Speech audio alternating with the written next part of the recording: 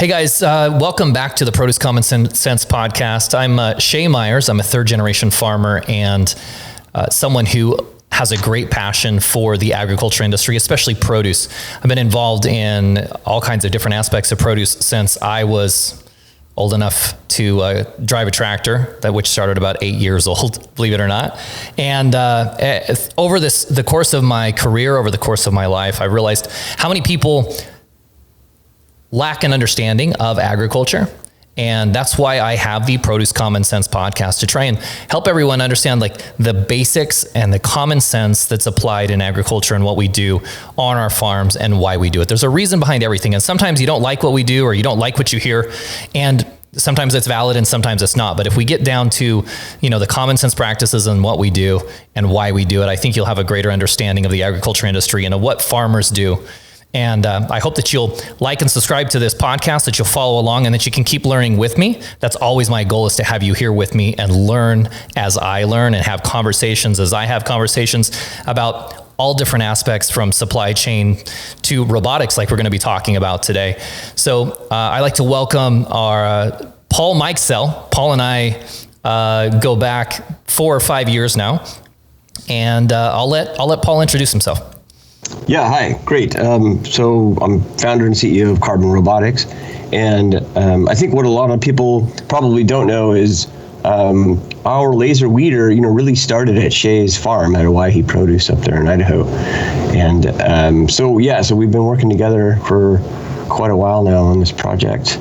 Our company was at the World Egg Expo just this past week. I think a lot of people saw us there, and more people went to that booth than any other booth in the whole show, I'm willing to bet, by the way. That's probably true.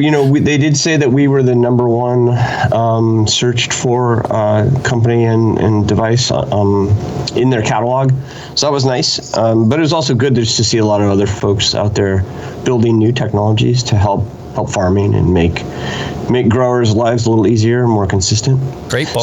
So I'll tell you a little bit about my background. My background was really a lot more deep tech, computer vision, object detection, robotics, that kind of stuff.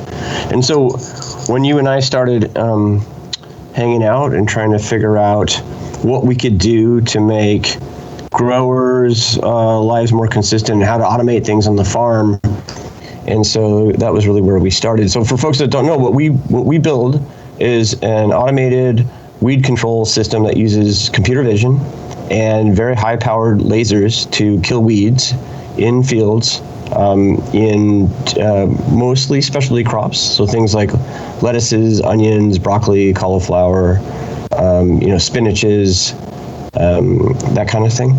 And so, and you can find us on carbonrobotics.com, and we're on social media. Although we're not the social media phenoms that you are, Shay, but we try. So so I think we can talk about robotics a little bit, just generally. So one of the interesting trends is that as labor across all industries is becoming more scarce, and there's a lot of just sort of repetitive work that goes on in the world, in agriculture, but in all these other areas. We see a lot of warehousing robotics, things of that nature, and the general theme here is repetitive, boring tasks that are bad for people to be doing. Standing out in a hot field all day, leaning over and pulling weeds is not really great for the mind or body. Right. So, building machines to do that work. And so, go ahead. How did you go from deep tech, like you were just talking about, software, and what is it that pushed you to doing something in agriculture? Like, what was it? What was that light bulb moment, or the change in your career, or that opportunity, or what was it in your life that said, "Hey, I want to do something different that's not software," and what did you want your impact to be? Like, how that was it was kind of a paradigm shift, or at least a mentality shift on your side. And I'm sure there's some like motivating or factor or some circumstance that got you there. Yeah, we had been doing work with self-driving cars at Uber, and a lot of the sort of real-world implications around that were pretty interesting, pretty fascinating. And so I was always excited and interested in robotics doing things in the real world, and when I got done there, I really kind of had a moment where I was trying to figure out what I wanted to do next. And there's certainly a lot of other things in software. There's a million apps, etc. But none of that is as important as some of the more fundamental aspects of humans trying to live together. I think growing food is one of the most important things. So that was kind of where it started, thinking about what's really important in life, what's an important aspirational goal. And so growing food was sort of where we started. And then kind of along the way, there's these aspects to, vegetable nutrient content and general human health, what's good for farmers, what's good for people eating and buying food and things like that. I think some of the initial motivation was learning about the long-term health effects from some of these herbicides that happen to the farmers over a lifetime of being exposed to some of these chemicals. And I know that there's a lot of safety protocols, but there's also a lot of stuff that just kind of happens in the real world. Yeah, repeated exposure is still risky regardless, right? Yeah. Yeah, and that really kind of scared me, just thinking about what happens to people over time, as you're just trying to make a living. And I know farming is very, very difficult. And part of that risk factor having to come into your daily life to just get produce to market, So we wanted to figure out if there's a way we could do things where there wasn't so much risk around it. And after learning a lot more about what happens to vegetable nutrient content over time with with a lot of these herbicides, and I know you folks are conventional, so and I know that's an important aspect to you being able to get produce to market. So I do understand that. What we're trying to do is see if there's a way we can give that same scale, that same kind of economy, but without having to use all of these herbicides. And so that's kind of where all this stuff started, though. And I know, for me personally, I had some health issues earlier on in life that were autoimmune related, so that was kind of a personal motivator for me. Okay, yeah, and that makes sense. I mean, I know we take for granted sometimes some of the things that we have to be exposed to. I mean, like even exhaust fumes from cars, for example. I mean, it's just like a necessary part of being humans in the world today, and then sometimes it prevents us from making those improvements or recognizing the need to make those improvements. So yeah, that's right. I when we first started talking, about what to apply or how to approach this problem, I have to say that Paul brought up the idea of lasers for the weeding. Like, we knew that weeding was a problem. We knew it was something that needed to be addressed, but lasers was just like, it was like science fiction in my head. And these guys are like, no, we can. You're like, no, we can do this. We can do this. And I'm like, okay, let me see it, right? Yeah. And here you are, just last week at the ag show or in the real world in the fields all over the country, and you can like go to the website. I mean, I encourage you to go check out the website and watch this thing go through the field and zap these weeds. It's unbelievable what it does, but it just didn't even seem like possible when we first started talking, from my perspective. Yeah, it was pretty amazing. I do remember that, because we knew we could do the computer vision. We knew we could do the weed detection. The rest of the question was, how do we kill these weeds? We tried a number of different things. Mechanical solutions are, there's it might be the first thing that pops to mind. The issue I had with a mechanical solution was really that then you have blades that have to go into the ground, which need to be calibrated, and they get bumped around and they wear over time, and they hit rocks and get knocked out of calibration, etc. What we've learned since then is that mechanical weed control also causes a lot of damage to the soil health over time. It makes the topsoil too loose and light. It reduces water absorption. It increases water runoff. It increases erosion to some extent. Increases erosion, right? Because you've got this light, fluffy topsoil now all the time. It also what we've learned from some of the leafy green growers is that if there's microbacteria in the soil whose job it is to fix nutrients and nitrogen. And if you keep spitting up that topsoil, then you're also knocking that bacteria up into the air, and that will get onto the leaves of your plants. So you've actually learned stuff like about that stuff probably along the way that you didn't consider, right? At getting feedback. These are things, yeah. I just want to speak I had no idea. to the basics for those that are on here that don't understand the processes in weeding. So there's really 2 or 3 different ways to approach it. So when Paul's talking about mechanical, there's cultivation. There's even like robotic cultivators in today's world that will open and close around a weed, or they'll adjust they'll adjust out of the way to not take the plant out and take just the weed out. But it's like taking a hoe and dragging it across the entire surface of the soil. So you break everything up. So that can be done with a machine or a cultivator.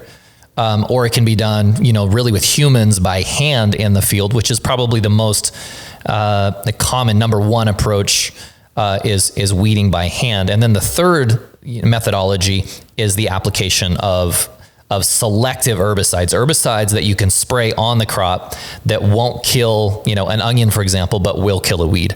And you have to be really careful when you apply that herbicide for a multitude of reasons. One is if the onion is too large or too small, you'll damage it or kill it. And really the next part of the piece of that, number 2, is if you're damaging it and not killing it, you're still reducing your yield. When people are in the fields, you kind of have the same thing. You have fatigue to deal with. You have, exposure to sunlight and other things like that when they're in the field. And so this robot, this laser weeder, is really kind of taking, it's a trifecta of advantages. You reduce the labor, you reduce you could call it the erosion of the soil, but the damage to the topsoil. But number 3, did I start with labor? And then you go back to labor. So you got reduction in herbicide, increase in yields, reduction in soil disturbance, and the reduction in labor. Yeah. Sure. So it kind of impacts all 3. With one solution. And if you've ever seen, we've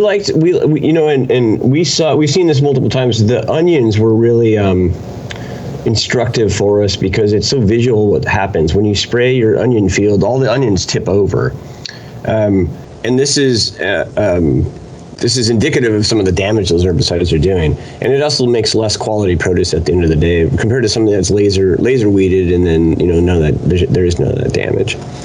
So, and I remember so that was why we were kind of not really excited about mechanical, and we hit upon this idea of lasers because remote energy delivery seemed pretty straightforward, and you do that with a laser. But I remember standing in your field. Remember, we had that box we called vertical cart, and it was just a thing on 4 wheels with a giant laser mounted inside of it, and it had 2 servo motors so we could control it. And it was me and John and you, and I think your cousin Chase was out there, and the first time we shot a weed. So we still have that video from all those years ago. The first weed in a field ever shot was out there at your field. It was pretty interesting. We learned a lot also because, doing work in real ground has all these other side effects. There's a lot of wind and sand and stuff blowing around. Remember that season, I think you lost part of that field. Yeah. So making sure that we could work in those conditions was really kind of cool. And dumping heat energy into a plant living in the ground, most of that heat is going to get dissipated really fast because you have kind of the entire earth to absorb it. So you have to be really targeted with how you apply your laser to have any effect. And so a lot of the work we've been doing over the years is to make sure that we can be extremely targeted and get that laser energy right to where it needs to be. Because you're not going to get a lot of blast effect from any kind of secondary exposure. So you really have to be targeted in order to kill the weeds. The good side about that, it means you're not going to accidentally damage your crops. But it does mean you have to build really, really high performance equipment to make this stuff work accurately. So from the hardware standpoint, what's the single biggest lesson that you can share? The single biggest lesson that you learned real world? Because I think, especially coming from, I guess self-driving cars, you were dealing with the real world. That was, that certainly, you've got tons of outside variables.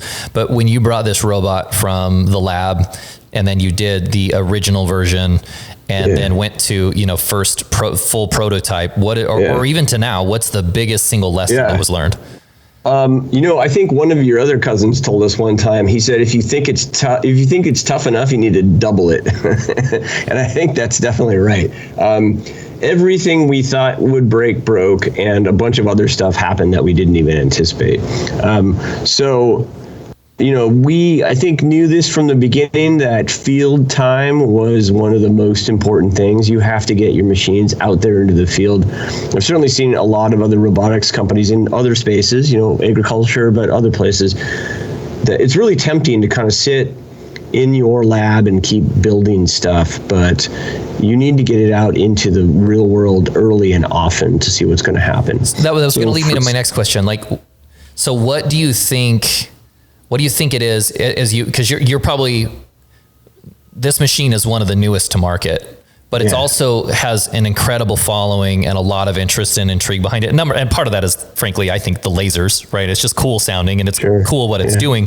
But what is it that Carbon Robotics has done right to give it that leap ahead of people that maybe have been in the space for several years? Yeah, I think we have the best computer vision people in the country, certainly. And that was where we started, was getting the computer vision to be really top notch. I've seen the videos of a lot of the other automated weed control systems, but also, crop identification systems. And I know the kind of computer vision they're using, and it's not anywhere near as sophisticated as what we're doing.